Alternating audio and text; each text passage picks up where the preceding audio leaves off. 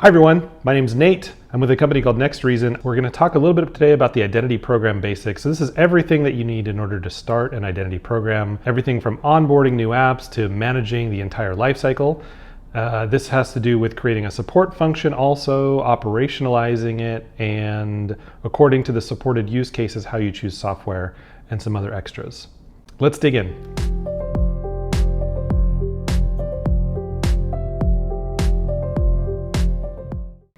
All right, so the first topic is supported use cases. So when you start an identity program, maybe one of the first things that you need to do is sort of suck all of the knowledge out of your collective brains to understand what use cases you're going to be supporting the most. This is everything from login, registration, profile management flows, social versus traditional logins versus passwordless.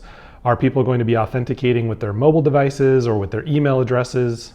Apparently every time I make a gesture, it does a thumbs up bubble. Gotta figure out how to turn that one off. This also has to do with progressive profiling. Do you have consumers that need to authenticate quickly and then over time you gather more information from them? Is there a pre-registration workflow where they can't actually register themselves? They have to be invited by someone or administrator or someone within a group. These are all of the sort of traditional user flows that you need to define first and foremost, just to get a better sense of the type of software or the type of program that you need to put together. Another topic worth mentioning is hosted versus API integrations. In the identity world today, OpenID Connect is one of the most prominent type of protocols. So this is a redirect flow. When a consumer clicks the login button, they're redirected to a hosted screen of some sort on a different web page. So this hosted option is essentially the industry standard and the best practice. However, when it comes to enterprises and the complexities around the different integrations and how long they've been around and what sorts of technologies are plugged in, applications may really want an API-like integration where they might want to keep their existing login flows but then hook into the APIs in the background, or they might simply just want to create their own login screens to be able to brand and have control over certain aspects of it. There are pros and cons to each one, and I'm typically an advocate of hosted just because it cuts down on accessibility type requirements, consent management, and a whole host of other reasons why it is a best practice from a security and UX perspective. But there is just no getting away from this API integration that is often needed. So defining those types of use cases that you need to support within your services is good to have up front. Next would be like a user directory lookup and access to users in the database. You have an application that onboards to your program. They're going to have consumers that are going to go through some kind of authentication flow. But potentially that application also needs some kind of back-end lookup in the user directory in order to build out an administrative function or offer promotions, or it can be anything.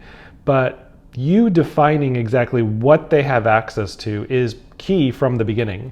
So you might say like, yeah, an application who's onboarding, if they have a specific business justification, can have access to this set of consumers in the database. And maybe they only have access to read information and it's maybe only a subset of scopes or a subset of user attributes. But defining all of those up front is critical to the success. Speaking of apps that have been around for a long time, some of these might already have different programs or different services that are plugged in. And so in those cases, you'll kind of want to define the typical integrations or the connectors that you want to support. Maybe Salesforce is really prominent in your business. And so having a Salesforce-like integration or some kind of CRM integration is important. Or maybe you're in the health industry, and so having a very specific authentication protocol will be key, or at least supporting some kind of SSO solution like a SAML plugin. Or this is not even to mention if you are part of a bigger organization that has like approved software vendors, then you don't want to have to go looking for other solutions out there. You kind of want to just use what your company already has, in which case defining what these integration points is really key, because a lot of the software that you're going to be choosing already has integrations and connectors built in, or they are very pluggable where the platform is open and you can develop a little custom connector if you need to. And lastly, when it comes to defining use cases, there's general administration that you're going to want to get ahead of. So this has to do with any kind of portal that the application needs to log into, like a customer care portal, a help desk portal. Maybe there's like a data insights dashboard, or maybe there's like a configuration component where they can log in and they configure different pieces of their user flow. So all of those administrative sections should be pretty well defined so that when an app comes to the table, you know exactly which things to offer them and who should have access to what. Maybe there's a certain number of chairs, etc. There's Panza. All right, let's talk a little bit about selecting the software. I think I'll focus on 3 primary pieces of the software today. This has to do with the IDP, or the identity provider, the ESP, the email service provider, and the SMS provider. There's a number of other vendors that will probably need to plug into your service, like risk management, score, threat detection, logging capabilities, monitoring, different things like that. But let's focus on these primary 3. These have to do with actually interacting with the consumer, so they're pretty central to your service. And a lot of the software selection has to be chosen based on the kind of use cases that you've defined above. If you are going to be interacting with people via their mobile device, for example, then selecting an email service provider probably isn't that important to you. So you can focus primarily on the SMS provider. And are your consumers global? Are they concentrated into markets or specific markets? Which SMS provider tends to have the best support in those areas? What are the costs for those areas? These are all factors that can really help you decide on these things. When it comes to the identity provider, there's many options out there.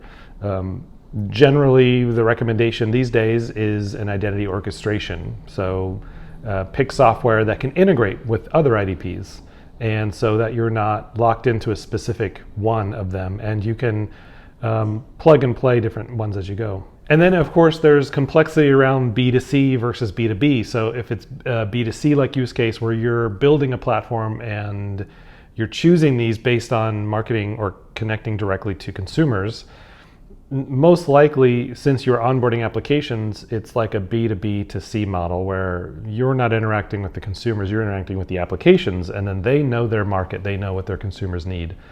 There's various levels of complexity around that, and maybe different types of integrations that can be connected as well, like webhooks. Do you need, when a consumer authenticates, do you need to be able to alert other applications of that? When a consumer signs out, or when they unlink from a specific application, does that notification need to go downstream?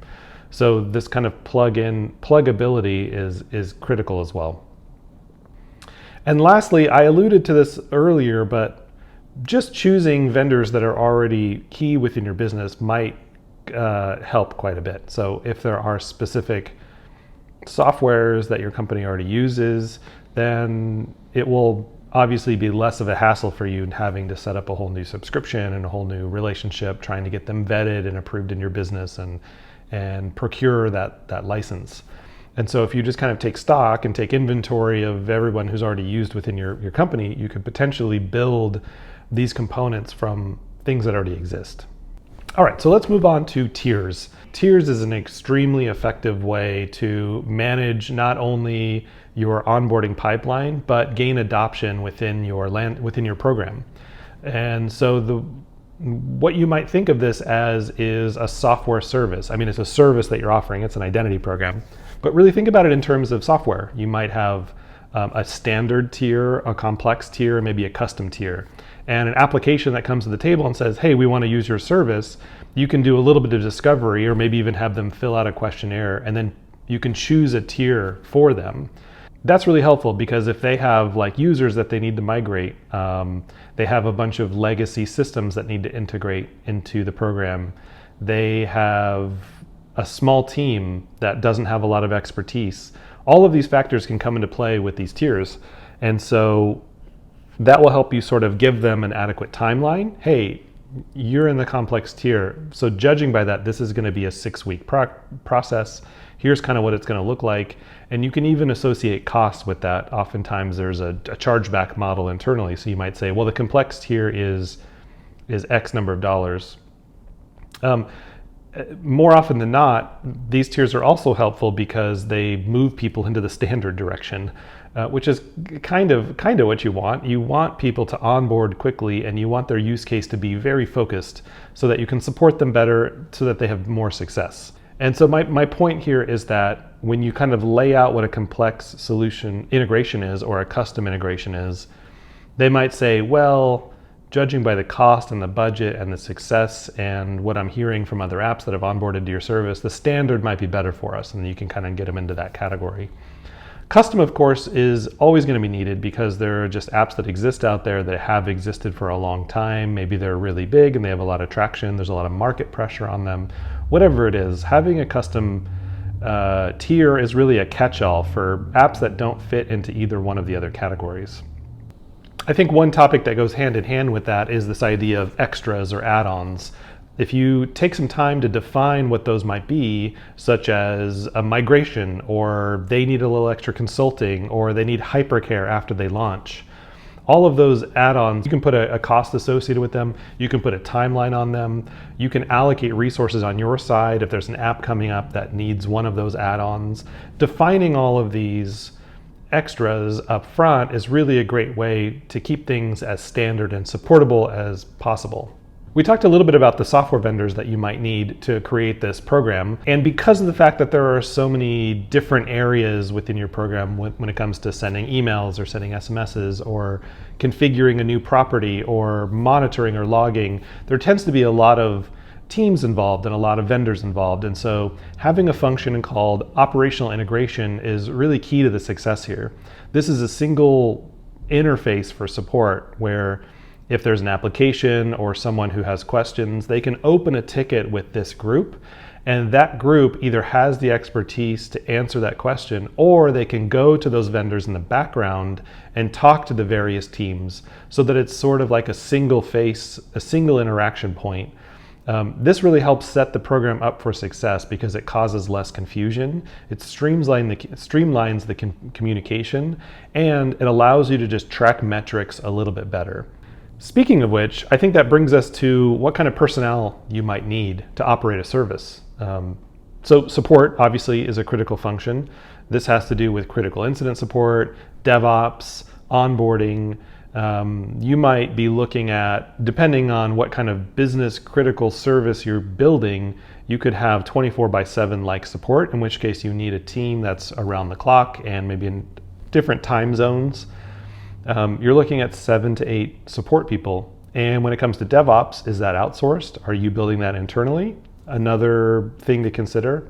And then when it comes to onboarding, maybe there's like a 3 or 4 consultants that you might need in order to help applications as they're onboarding, or even configure things for them. Remember we talked about the add-ons a while ago. Well, when it comes to like discovery, architecture, and consulting, you might have 1 to 2 to 3 consultants that are available to help applications when it comes to working through more complicated user journeys. And then lastly, having a small team, or at least access to a small team of engineers so that you can build little custom bits, is really helpful as well. There could be an authentication provider that is bespoke to a certain market for a pharmaceutical company, or there could be a legacy system that was homegrown that they need to connect to.